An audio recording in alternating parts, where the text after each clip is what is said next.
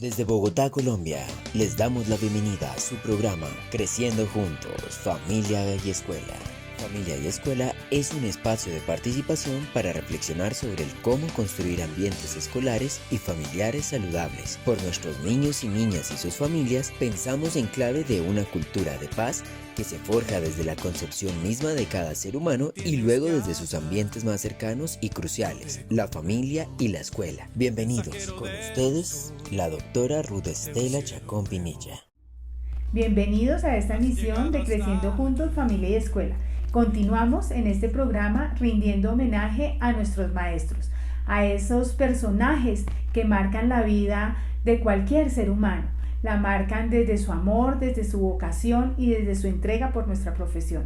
Hoy recibiremos a una maestra que a través de la investigación ha impactado en su contexto escolar y ha hecho de la vida de los niños y de las niñas una diversión con las matemáticas. Más adelante hablaremos con ella. Vamos a empezar, como es costumbre en Creciendo Juntos, Familia y Escuela, con una bella lectura. Hoy, de la mano de Gabriela Mistral, chilena, en su libro Pasión de Enseñar, Pensamiento Pedagógico, publicado en el 2018 con una recopilación de sus escritos. Este texto se titula Métodos activos de instrucción. Jamás debe hacer el maestro lo que el niño puede hacer por sí mismo. La acción es lo que fortifica las facultades del niño y lo que acrecienta su espíritu. Evitar decir y ayudar demasiado frecuentemente a vuestros discípulos. Que no haya estado pasivo para el alumno. Ante todo, el esfuerzo personal. Que una dificultad vencida excite la ambición de un nuevo triunfo. Que el maestro cree el interés por el estudio, que solicite la curiosidad, que provoque la investigación, que despierte la iniciativa, que inspire la confianza en sí mismo, que sugiera analogías, que mueva, en fin, a sus alumnos a ensayar sus fuerzas y probar su habilidad. Una de las mejores lecciones de pedagogía que he recibido me ha sido dada por una avecilla, Pechirrojo. Estaba en mi jardín y la madre enseñaba a volar a sus pequeñitos. Uno de ellos quedaba en el nido y parecía que temía moverse. La madre fue a posarse a su lado. Le dio algún alimento con su pico y le forzó a levantarse. Y enseguida saltó sobre una rama vecina, como invitándola a seguirla. Todavía repitió su caricia, colocándose 2 o 3 veces sobre la misma rama. Al fin el pequeñuelo cobró valor y con grande alegría de su madre, abriendo sus débiles alas, se lanzó y fue a posarse cerca de ella. Otra rama más distante eligió y un nuevo esfuerzo le condujo a ella. Se repitió muchas veces este ejercicio hasta que la avecita tuvo bastante confianza en sus fuerzas para franquear una mayor distancia al lado de su madre y lanzarse, en fin, por los campos, por los bosques, por las praderas. Que los institutores no pierdan de vista esta verdad. Es preciso que siempre y a la vez den y tomen, que aventajen y que sigan, que obren y dejen obrar. Hoy el programa, como les digo, se dedica a esas personas que incitan la curiosidad, a esas personas tan importantes en la vida de cada uno de nosotros que obran y nos dejan obrar, que construyen nuestra autonomía. Hoy entonces escuchemos el testimonio de esta profesora, Elba Azucena, reconocida por la Secretaría de Educación en alianza con el IDEP, el Instituto de Investigación Pedagógica y Educativa de la ciudad de Bogotá, en el 4º lugar del Premio a la Investigación 2019. Bueno, hoy también nos acompaña en este mes de mayo que queremos brindar un homenaje a los maestros y a toda esa labor tan importante que hacen ellos, no solo hoy en medio de una pandemia, sino también en el día a día en sus contextos escolares. Hoy, para seguir rindiendo homenaje a los maestros, hemos invitado a la maestra Elba Azucena Martínez Cárdenas. Elba Azucena es una maestra destacada por todo un desarrollo que ha hecho alrededor de la enseñanza de las matemáticas en el nivel de primaria. Elba ha sido destacada en el 2019, en el año 2019, por la Secretaría de Educación del Distrito y en alianza con el Instituto para la Investigación Educativa y el Desarrollo Pedagógico, IDEP, como una maestra investigadora. Ha estado en el cuarto lugar del Premio a la Investigación e Innovación Educativa 2019. Y hoy tenemos el privilegio en Creciendo Juntos, Familia y Escuela, de que nos acompañe, que nos cuente sobre su historia de maestra, sobre sus apuestas educativas, pero lo más importante, por qué desarrolla esa labor y que es una maestra que nos inspira. Elba, buenos días y es un placer para nosotros tenerte aquí en el programa. Hola Ruth, buenos días. Pues te agradezco mucho por la invitación y pues bueno, la inspiración de ser maestra creo que viene desde la infancia. Sin embargo, uno como que de niño no se da cuenta como esa motivación, ese talento, incluso esa vocación, pero realmente había como un enfoque también hacia las matemáticas desde esas primeras etapas, y luego con el paso de la vida se van presentando como las oportunidades que de pronto uno no veía cercanas para el contexto, como entrar a una universidad, de hacer una carrera profesional, y encuentro ya como tal en el proceso de formación mucha pasión por lo que hago. Entonces ya tenía como esa vocación de enseñar, me gustaba pensar cómo enseño y cómo se le hace más fácil a la persona, y había como digamos, una intuición frente a que la persona tiene un proceso de pensamiento en el cual hay que explicar mejor. Bueno, era una intuición, y luego que haces como toda una carrera en la cual tuve la fortuna de que estaba muy enfocada a la didáctica, al cómo enseñas las matemáticas. Entonces cuando te das cuenta de como esas posibilidades del cómo, entonces como que amplías más esa red de saberes y dices, esto me encanta. Y pues creo y he tratado de destacarme en ese cómo, en esa búsqueda del cómo desde el mismo pregrado. Entonces ya ahora ejerciendo mi labor con niños de primaria en la Secretaría de Educación, encuentras pues aún más aprendizajes, porque lo bueno de enseñar es que también aprendemos mientras enseñamos. Bien, y en ese reto de empezar a mirar por qué las matemáticas, Azucena, por qué te vas por ese camino de las matemáticas sabiendo que es un camino que no es de mucho agrado para muchos estudiantes porque hay un imaginario, ¿no? Con respecto a la enseñanza de las matemáticas. Entonces, ¿por qué el camino hacia la enseñanza de las matemáticas? Ya nos dijiste algo y es que sabes que hay necesidad de crear en los niños un pensamiento crítico, un pensamiento analítico, pero ¿por qué ese campo? Si no, pues no hay formación tuya de normalista, pero entonces decides en tu licenciatura empezar a investigar sobre eso. Y bueno, ¿por qué esa línea? Ok, bueno, pues básicamente mi camino para llegar a esta profesión, pues no fue como directo, como, ay, salí del colegio y licenciatura en matemáticas. Realmente salí del colegio, como te decía, uno tiene unas expectativas de pronto bajas cuando a veces estamos en un contexto eh, limitado de oportunidades y de pronto de información. Entonces, mi familia no tenía claro que había posibilidad de entrar a la universidad pública. No teníamos claro las carreras que podrían haber, todo. Sí había una vocación y había unos profesores del colegio que uno decía, tan chévere ser profesor, pero pues también habían muchas ideas en la cabeza. Un adolescente piensa en 10.000 carreras y pues más o menos eso me pasaba. Y yo salí del colegio a los 15 años, hasta ahora iba a cumplir 16 años. Entonces, pues mi cabeza era un 8. Y bueno, pasó el tiempo, entré a la distrital, pero no a una licenciatura, porque el puntaje de ICFES que exigían era mayor en una carrera profesional.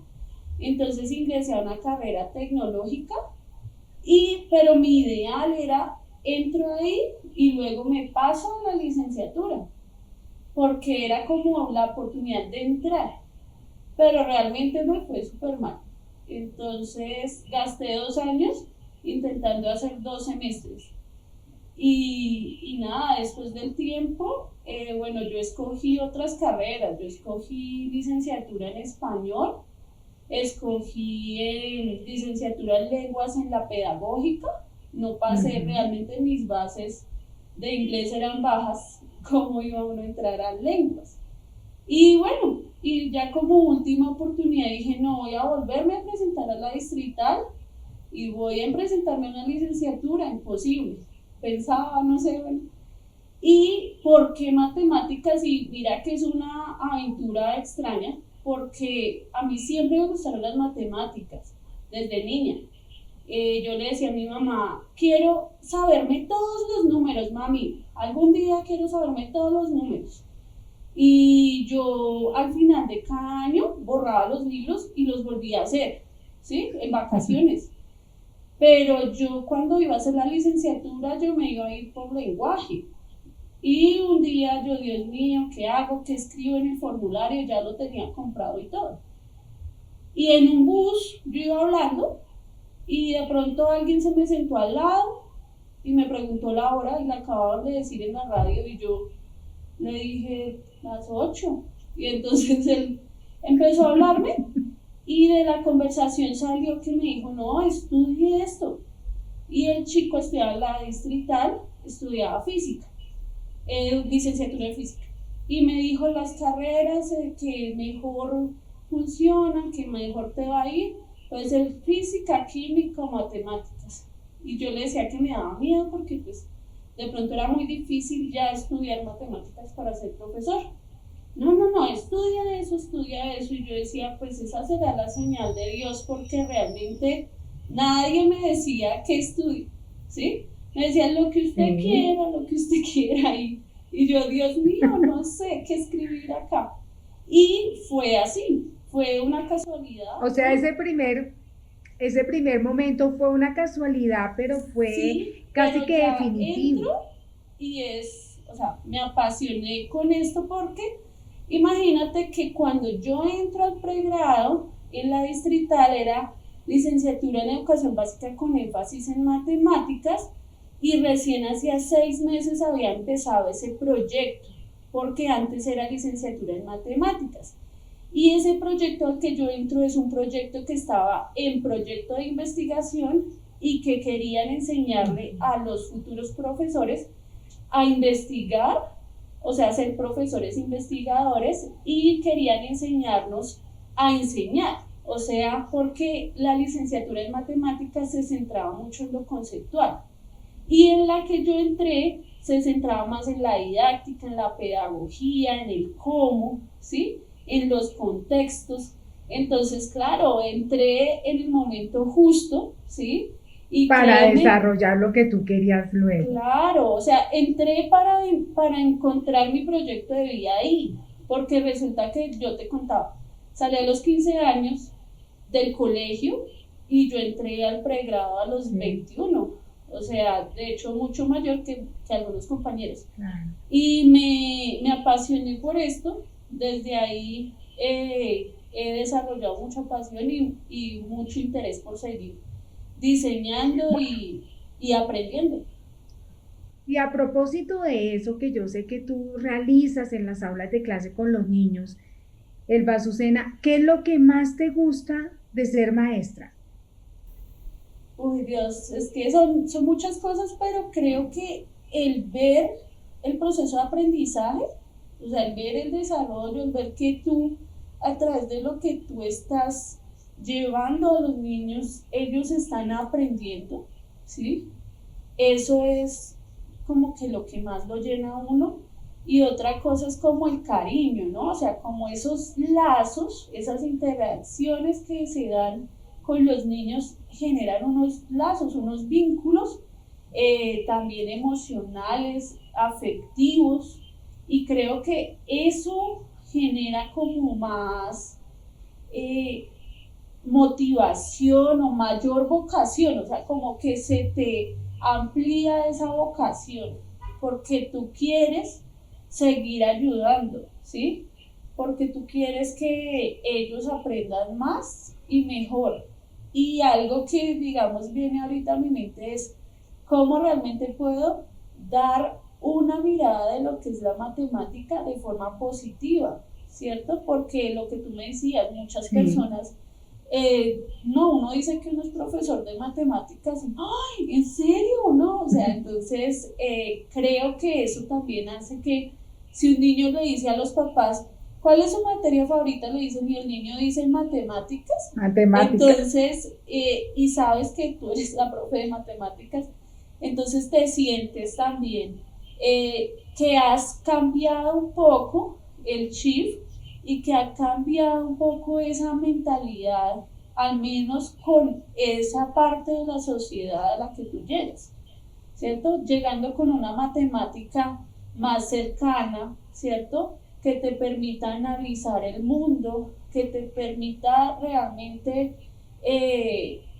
desarrollar habilidades de pensamiento y que te permita interactuar desde el juego, desde la lúdica, que no es solo repetir y repetir algoritmos, sino ya empezar como de verdad a involucrarte en tu proceso de aprendizaje. Y cuando tú encuentras eso, pues como que te llenas mucho y aprende uno. O sea, cada vez que uno lleva una cosita, por pequeña que sea una situación al aula, aprende uno más y más. Bueno, o sea que todo ese aprendizaje que tú tienes con tus niños te hace todo el día estar renovando lo que quieres hacer. Pero en ese aprendizaje de renovarnos como maestros constantemente, porque parecemos como las mariposas, hacemos unos ciclos y rompemos cascarones y luego volamos otra vez y empezamos de nuevo. ¿Qué es lo que menos te gusta de todo eso que ocurre como maestra? Pues realmente lo que no me gusta puede ser de pronto cuando tú estás en un contexto de la educación pública, tú te das cuenta de los niveles de desigualdad en la sociedad y te das cuenta las limitaciones que esto genera a largo plazo. De hecho, te contaba, yo sentía una limitación, había una desinformación en mi infancia, en mi adolescencia. Y cuando tú ves, a través de las matemáticas también podemos analizar el mundo, ¿no? Y cuando tú ves como esa diferencia que se da entre la educación pública y la privada, entre el desarrollo, el aprendizaje perdón, no la universidad, sino la educación, ¿no? Entonces, ese aprendizaje entre lo privado y lo público hay una brecha, ¿sí? Y esa brecha también tiene que ver con los tiempos y todo, pero también tiene que ver con la cultura. Entonces, como que a veces no nos exigimos más, ¿sí? Que solo tengo 4 horas de matemáticas y entonces por eso no vamos a alcanzar a ver todo lo que tenemos que ver. Pero entonces, ¿cómo hacemos para desarrollar pensamiento y para llevarlo más allá? Para que realmente estos niños de la educación pública puedan competir en este mundo, ¿cierto? En este mundo que nos está exigiendo más. Entonces creo que esa desigualdad social y esa desigualdad en nuestro sistema educativo, ¿cierto? Que hace que pasen estas cosas, me parece triste, me incomoda un poco y me genera como esa sensación de qué más puedo hacer, pero aún así, aunque yo esté pensando qué más puedo hacer, me preocupa que no tantas personas estén pensando algo así como lo que yo pienso Y otra cosa es como poder como alimentar un poco la cultura también de la sociedad. Bueno, si no alcanzamos en el colegio, hagámoslo también en la casa. O sea, como también alimento a la otra parte El de la contexto sociedad, familiar. ¿cierto? Entonces, esa parte es compleja de manejar. Azucena, tú has mencionado algunas cosas bien importantes y ese derrotero de que sea las matemáticas, que de pronto sigas con tu inquietud por formarte, por seguir en esa construcción de ese camino. De pronto ha tenido unos mentores, unos maestros también inspiradores para ti y que han abierto más inquietudes, más incertidumbres que te han permitido seguir investigando. ¿Qué mentores hay en tu vida como maestra? Bueno, también puedo decir que hay varios. Digamos que Ujú. lo más breve que uno se puede acordar, pues, de incluso la misma profesora de primaria, que fue la misma para toda mi primaria. Y bueno, digamos que cuando ya estaba haciendo el pregrado nos cuestionaban sobre cómo aprendimos algunos conceptos y venían a la mente de forma clara ese cómo. Entonces yo digo, creo que la profe lo hizo también, ella se llamaba Aura María Coy, no sé de ella, digamos, pero no me olvido ni el nombre, y son hace demasiados años ya. Entonces, bueno, eso es como un primer paso. También en el colegio, nuestro director de grupo de 10º y 11 era una persona que a nivel de la educación para nosotros fue un ejemplo. Entonces creo que varios de nosotros salimos de una rama llamada comercial en finanzas, pero varios de nosotros somos Mm. docentes. Entonces creo que él inculcó mucho esa, esa vocación, nos la fundamentó mucho.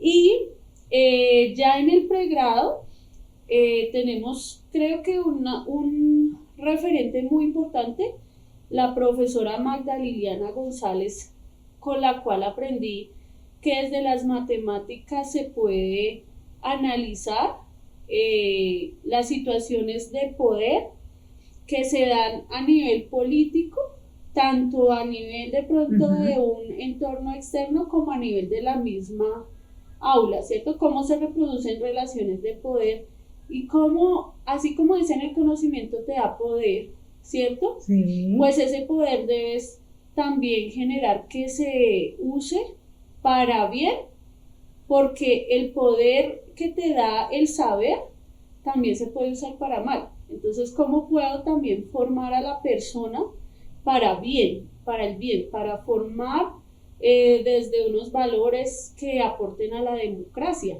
Entonces, ella fue una mentora, ella es una persona que reconocí desde el primer semestre y que fue mi directora de trabajo de grado del pregrado, y que ese trabajo estaba enfocado a eso, a enseñar valores democráticos desde la enseñanza de las matemáticas, que era una línea muy nueva en ese entonces de investigación, que era la Sí. educación matemática crítica.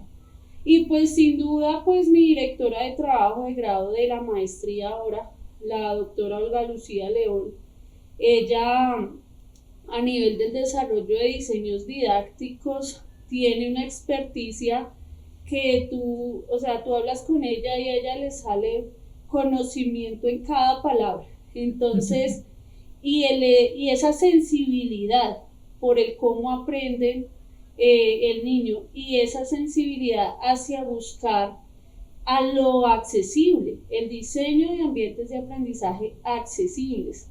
Entonces ya empiezas tú a encontrar también pues como un camino, una relación a lo que ya es como mi vida laboral, porque claro, cuando yo entro a la maestría, entro con una necesidad que se me está presentando en mi entorno laboral y es la necesidad Mm. de atender a la inclusión y de Mira, reconocer.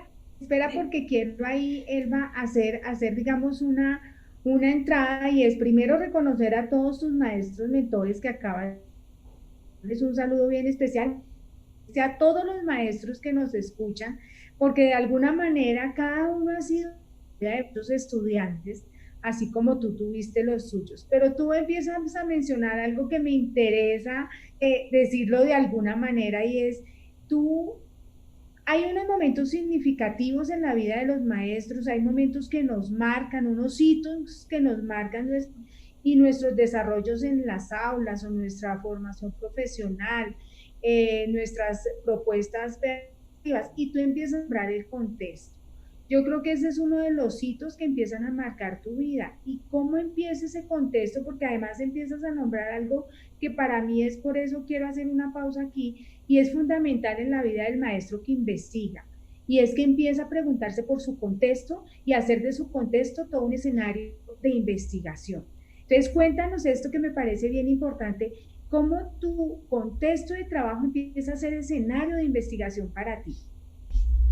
Claro, Ruth, pues es que yo, digamos, tenía como ese trabajo previo de diseñar material para llevar a los colegios, pero era material que se diseñaba de forma global, teniendo en cuenta estándares y lineamientos curriculares, y se llevaba al aula, pero yo no estaba en el aula, yo estaba en una empresa en la cual contribuían esos diseños y yo llevaba los diseños y los presentaba a los compañeros y pues se pretendía pues que ellos los implementen y todo, y yo aprendí en esa empresa a diseñar y aprendí a usar el juego, aprendí a encontrar pues como todas las potencialidades de diferentes instrumentos para llevarlos al aula. Pero ya cuando entras al aula ya a ser profe tú, porque es que yo era como profe de los profes, pero yo no reconocía el contexto más que por mis prácticas, o sea, por mis prácticas de la universidad. Entonces, cuando ya tú llegas allá al contexto del colegio, en este caso público, en la escuela primaria, llegas a encontrar pues toda la diversidad, la población que hay, ¿cierto? Encuentras también pues algunos obstáculos porque no tienes pues toda la experticia, primero porque hay que tener una práctica, un conocimiento de la práctica, entonces estás empezando, estás novato en ese proceso.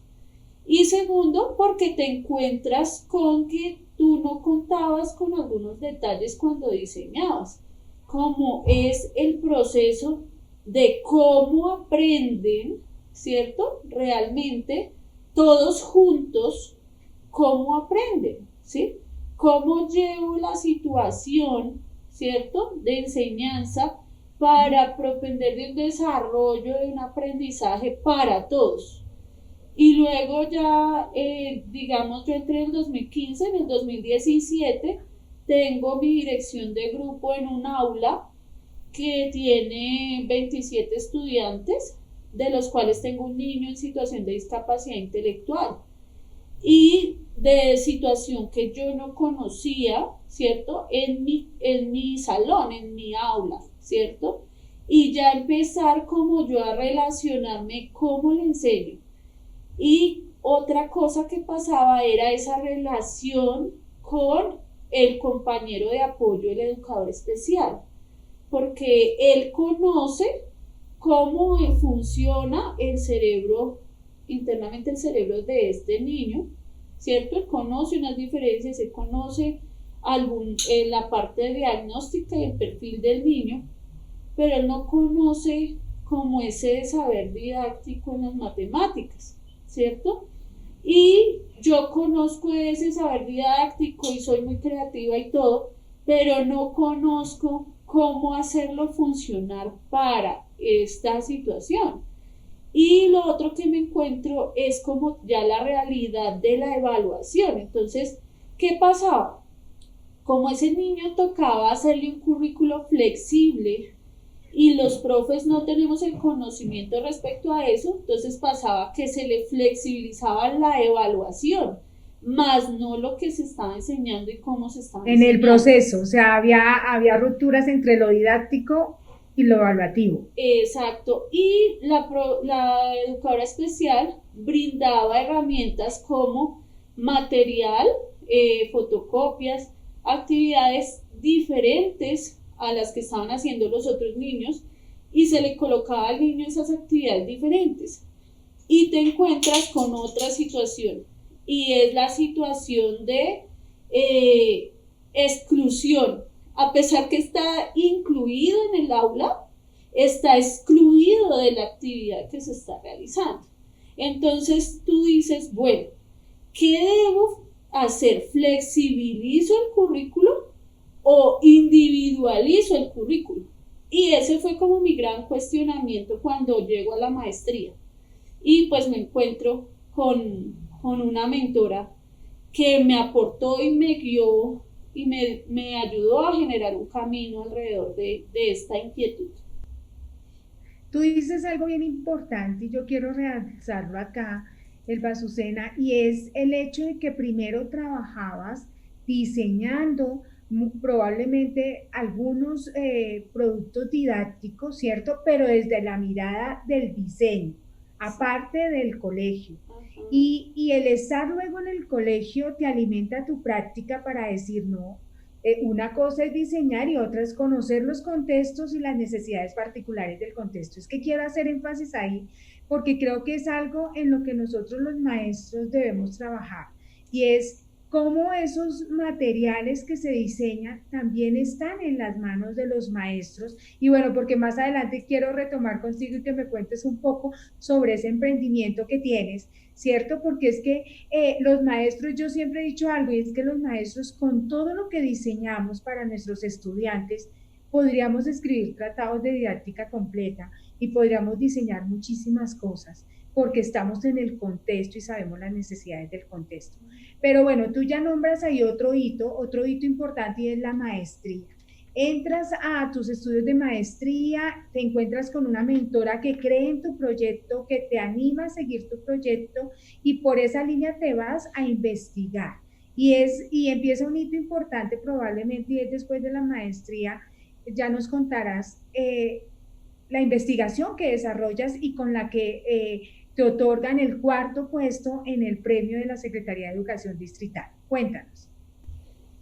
Bueno, pues se empieza a desarrollar pues esta idea bajo una idea que hay unas trayectorias de aprendizaje que guían el desarrollo del pensamiento y cómo se va estructurando el aprendizaje de unas ideas matemáticas, ¿cierto?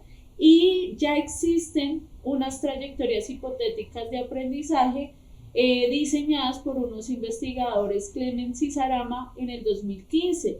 Esto es una investigación o una temática planteada de esta manera, pues digamos en un ámbito contemporáneo, o sea, llevamos 5 años trabajando sobre el desarrollo, el diseño de trayectorias de aprendizaje que postularon Clemens y Sarama. Y pues mi directora de trabajo de grado fue traductora de ese trabajo. Entonces ella generó en la edición al español y por eso pues digamos se compenetra también tanto en esta teoría. Y bueno, empezamos a desarrollar la idea de cómo llevar esto al ámbito escolar, porque de pronto a veces volvemos a lo mismo. Hay investigación educativa. ¿Y dónde se hace la investigación educativa? ¿En un laboratorio o en un aula real, en un contexto escolar? ¿Y quién hace la investigación educativa? ¿Un investigador que viene a un aula o un docente? ¿Cierto? Un docente que conoce a sus estudiantes, que los estudiantes lo conocen a él. Entonces, pues eso sería como, eso es lo maravilloso de hacer investigación así, porque tú estás compenetrado con el contexto, lo sientes, lo vives cada día. Y ahí entonces empieza a surgir, bueno, ¿cómo hago para llevarlo al contexto escolar? Resulta que una trayectoria hipotética de aprendizaje se plantea desde los 0 años, ¿sí?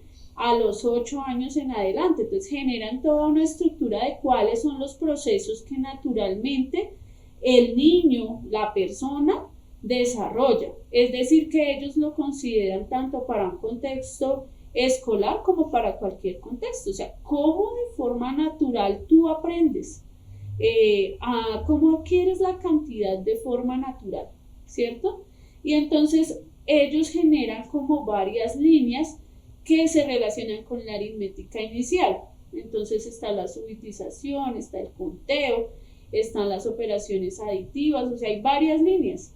Pero yo estaba trabajando con niños que ya en ese momento ya estaban en cuarto, luego pasaron a quinto, y en quinto se supone que tienes que ver mínimo con múltiplo, máximo con divisor, divisiones, etcétera, y yo tenía que generar una trayectoria desde un nivel 0, ¿cierto? Para incluirlos a todos, y yo decía, ¿cómo hago para cómo equilibrar? Contextualizar, Claro, contextualizar el aprendizaje. Eso, ¿cómo equilibro la realidad con este diseño?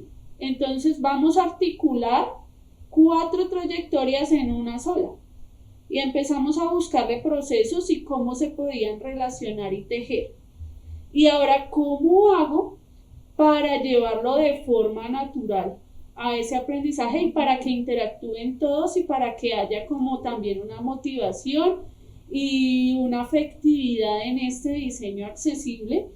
Y ahí es donde entra el juego, ¿cierto? Entonces, el juego, encontramos 3 juegos diferentes que nos permitieran desarrollar una trayectoria. Entonces, el juego tenía unas heurísticas que formaban esa trayectoria y se unieron con la trayectoria diseñada. Entonces, ahí se encamina como todo ese proceso.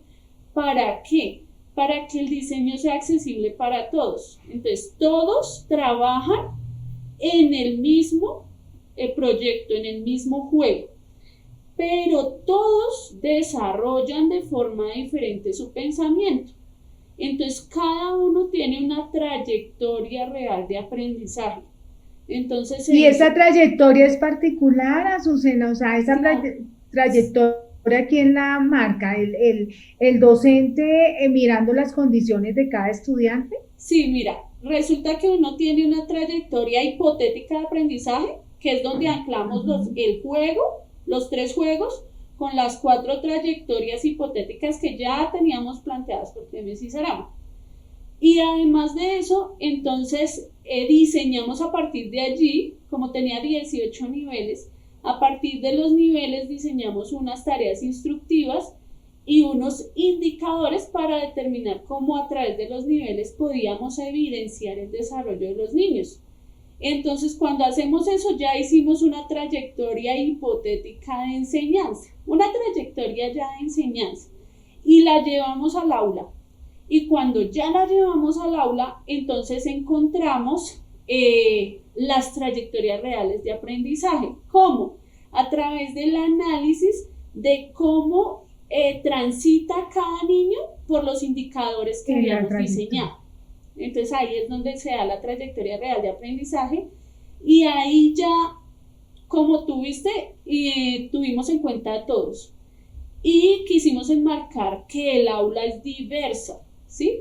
Ya no nos fuimos a la idea de incluimos al niño, no, nos fuimos a la idea de los incluimos a todos son diversos. Y cada uno, reconociendo la diversidad de cada uno. Claro, porque es que tenía niños, el 36% de mi población era población migrante de Venezuela. O sea, hay condiciones de diversidad sociales, económicas, culturales, no solo cognitivas. De hecho, tenía otra niña en situación de discapacidad intelectual, solo que esta niña era mayor que ellos. Entonces ella tenía 16 años ya en quinto, 15 años, digamos, empezando ya la parte del informe de investigación, y los niños tenían en promedio 11 años. Entonces, yo finalmente pues documento la trayectoria real, documento diferentes hallazgos y documento la trayectoria real del niño que tiene la situación de discapacidad intelectual, que tiene la edad promedio de sus compañeros. Pero lo que yo, en la forma como escribí mi trabajo, mostraba que hay diversidad y que todos los profes debemos atender a esa diversidad. No solo, es que tengo el niño con déficit cognitivo, el del diagnóstico, entonces, ¿qué hago? No, como decía un compañero, debería haber un PR para todos, porque todos son un individuo para cada completamente uno, diferente. sí. La normalidad está sobrevalorada. Entonces, ese es mi proyecto de investigación, y ese proyecto de investigación en la universidad tuvo postulación y fue laureado. Entonces, había un orgullo también de nosotras porque la estructura que le pusimos a eso y el corazón que le pusimos y llegar a ese logro. Entonces, cuando vi la oportunidad de presentarme al incentivo de investigación educativa, dije, hay que hacerlo, pero se lo dije mucho a los asesores, a todo el equipo del IDED que acompaña estas postulaciones, les decía, yo quiero dar a conocer la propuesta, yo quiero llegar a más personas, por eso también te agradezco esta oportunidad, porque yo sí quiero como que más personas sepan que se está trabajando y que se debería trabajar un poco más en la investigación educativa y en pro también de esa atención a la diversidad, ¿sí? Que si tenemos un contexto de inclusión, de verdad lo atendamos, ¿cierto? Y sea visible sí, ese contexto es de necesario inclusión. Hacerlo visible, y es necesario hacer visible propuestas para atenderlo. No nos podemos limitar a lo que nos brinda la profesional en educación especial. Tenemos que ir más allá de eso. Entonces, como que esa es como también mi motivación y mi intención y mi esfuerzo, digamos, constante por trabajar en ello. Tú has dicho algo importante y es el reconocimiento a cómo ese hacer del maestro está ahí latente. Entonces la invitación es acá, Azucena, también a decirle a los maestros, todo lo que ustedes desarrollan puede ser sistematizado, puede llevar un proceso de investigación que realmente se consolide y se consolide a través de propuestas como las tuyas.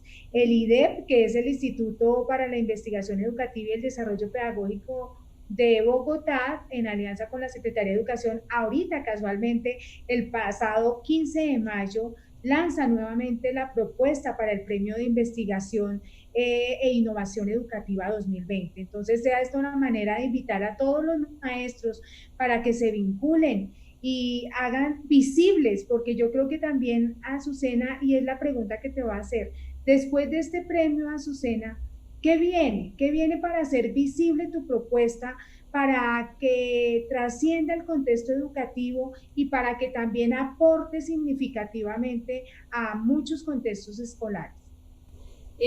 Bueno, pues en primer lugar, seguimos alimentando pues esa investigación. Entonces, retomo la trayectoria. Este año soy docente del grado primero.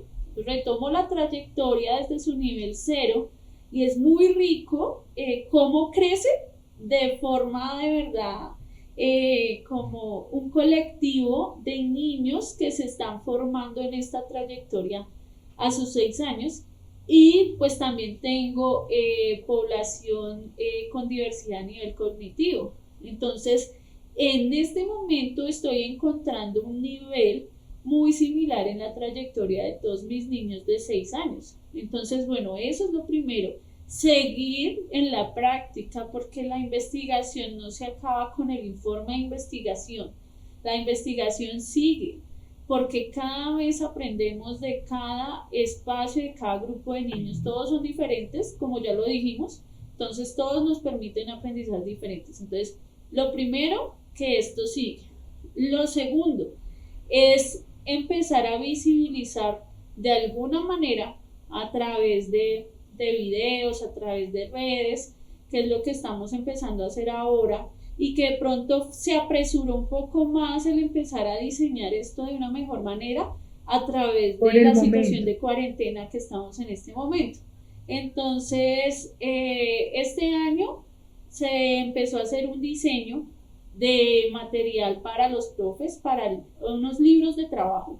Entonces hicimos unos libros de trabajo para transición, unos para primero, pero entonces yo lo hice, el libro de matemáticas, lo hice más pensado en que lleve una línea de una trayectoria y que atienda a la diversidad. Entonces yo hice este libro que llamamos Didalnautas 1. Pues, ¿cuál es la idea? Si hay un profe que tiene un niño de inclusión en 5º grado y considera que en este momento el nivel de la trayectoria del niño puede ser el libro 1, entonces lo puede aplicar con un niño grande. Pero entonces la idea es seguir diseñando la trayectoria en un material que le pueda llevar la idea al docente, al aula, con un cómo, ¿sí? No significa, porque estamos hablando de la investigación y de la importancia de darle fuerza a la investigación a nuestros compañeros, no significa que lo que yo planteé, eso es y no hay otra cosa. Hay muchísimas líneas de investigación y muchas formas de atender a la diversidad. Pero es una propuesta. Es una propuesta y estamos diseñando ese camino y entonces formamos ese emprendimiento que llamamos Didac Plus. Te iba a preguntar porque yo conozco el nombre, porque las dos hemos conversado y compartido muchas cosas, pero sí, quiero hacer énfasis en ese emprendimiento que tú estás llevando a cabo y es Didac Plus. Didac Plus como un emprendimiento elaborado por una maestra que está en el contexto escolar, que reconoce las necesidades de los estudiantes y que pues sale con todos estos desarrollos investigativos. Entonces yo quiero rescatar cómo todo ese proceso de investigación que has desarrollado, el Azucena, te lleva a ser una maestra emprendedora, a convertir en algo tangible todo eso que estás pensando y con lo que puedes transformar las vidas de los niños y de las niñas y de los adolescentes también. Quisiera que me hablaras de Didac Plus, ya lo vienes hablando, pero que lo ampliaras un poco para decirle a los maestros, bueno, aquí hay una ruta y hay un camino. Sí, bueno, pues, o sea, Didac Plus tiene como varias líneas de trabajo de alguna manera. Entonces tenemos una línea en cuanto a lo digital, tratar de digitalizar nuestras ideas, de diseñar de una forma más profesional una actividad, una guía, un libro, ¿cierto? Entonces esa es como una línea, entonces empezar a poner bonito lo que nosotros creamos. Entonces, ¿cómo yo puedo todas esas ideas y esas guías que tú decías? Nosotros los profes podemos hacer un banco de instrumentos, de diseños didácticos y cómo lo puedo llevar a un niño, cómo lo puedo ya pasar a una idea. Y en mis trabajos lo impregno de la investigación, o sea, puede que lo hagamos de poquito en poquito, pero lo vamos a hacer lo mejor posible para llevar este saber como tan de investigación y como tan científico a llevarlo un poco a esa realidad, a plasmarlo en ese contexto. Y pues lo que vamos a hacer o lo que estamos haciendo en este momento es generar también recursos a nivel digital para acompañar a nuestros papás que están en la casa relacionándose con este material en este momento porque fue la situación que se nos presentó. Entonces estamos generando unas herramientas que les permitan a ellos poderse relacionar con el material y poderlo llevar a cabo en cierta medida como lo hubiese podido llevar a cabo yo en el aula. Y eso es lo que estamos haciendo actualmente, ayudando también, y cualquier persona que se comunica conmigo, compañeros, maestros y todo, surgen ideas, nos damos ideas, nos enviamos contenido, compartimos reflexiones. Actualmente estamos trabajando en un grupo de reflexión con un compañero que está en el doctorado, porque hay que reflexionar sobre lo que está pasando también y cómo vamos a materializar todas esas ideas de enseñanza para potenciar el aprendizaje, pero ahora desde nuestras casas y atendiendo pues a que haya una relación con los padres en este proceso. Tú has nombrado algo muy importante y es esa preocupación también que está en el proyecto, y bueno, estamos en Creciendo Juntos, Familia y Escuela, esa relación con la familia. ¿Cómo desde Didac Plus se genera esa relación con la familia, Azucena? Bueno, pues en primera instancia es como esa relación en la práctica profesional que estoy desarrollando. Entonces, ¿cómo puedo diseñar un material para que el papá me interprete lo que yo quiero hacer y cómo puedo diseñar también un material para que ya él pueda ejecutar la actividad con el niño. Entonces, estoy haciendo una mediación entre docente y padre y luego docente-niño.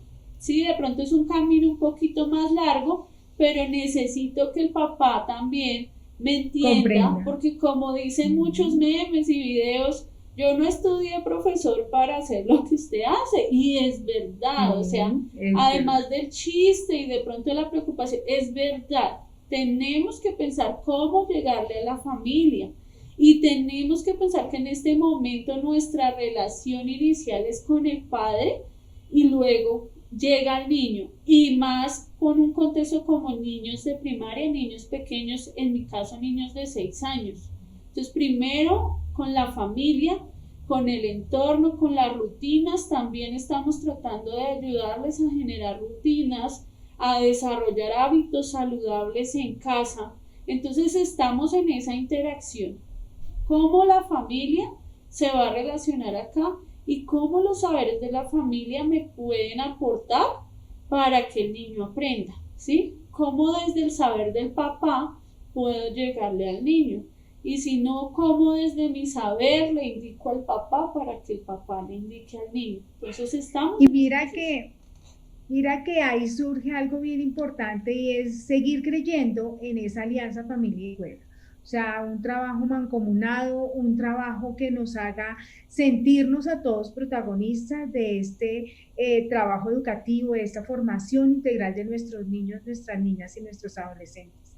Azucena, antes de despedirnos, yo quiero que tú aquí en Creciendo Juntos, Familia y Escuela, le des un saludo muy especial a todos los maestros que nos están escuchando, a todas las familias, para que, como siempre lo han hecho, lo sigan haciendo, reconozcan a sus maestros como ese pilar fundamental que entra también en sus familias y que logra transformar de pronto dinámicas familiares y escolares, pero que sobre todo quiere trabajar de la mano con ellas. Un saludo a nuestros maestros, Azucena.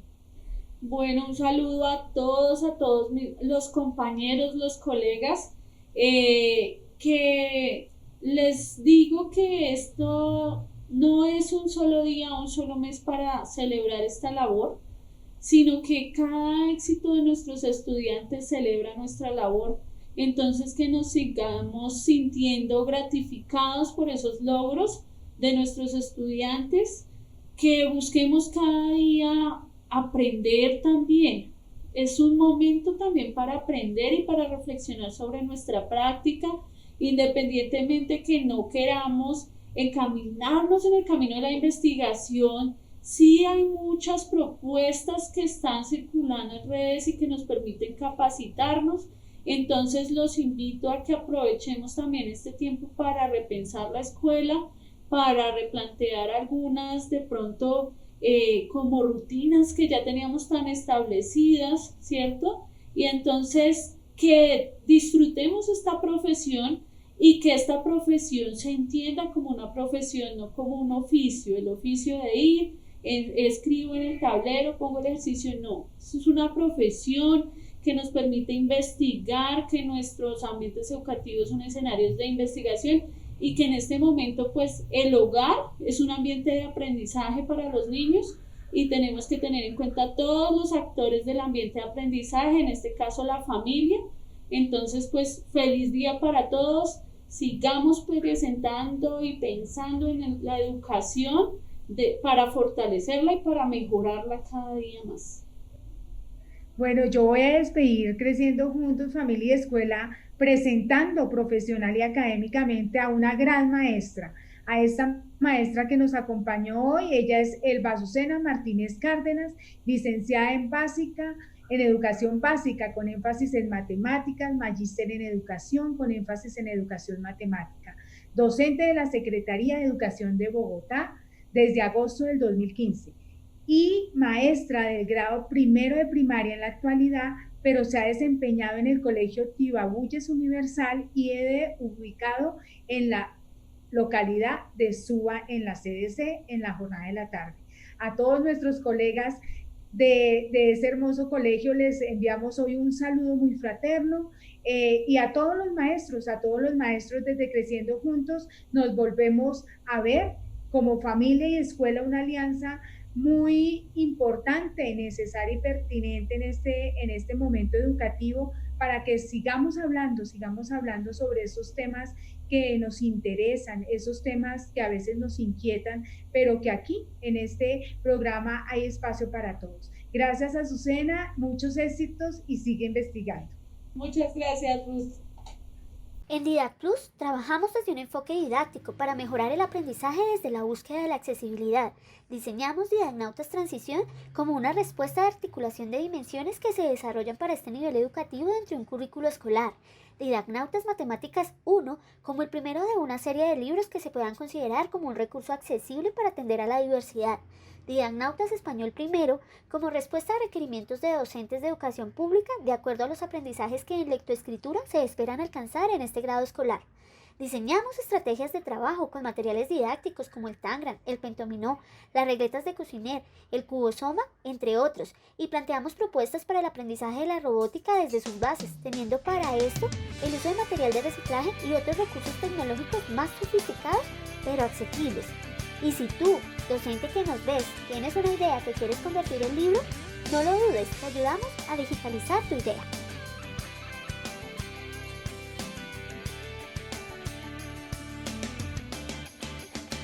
Tú no tienes que hablar, yo te comprendo, mensajero del sol, de un cielo.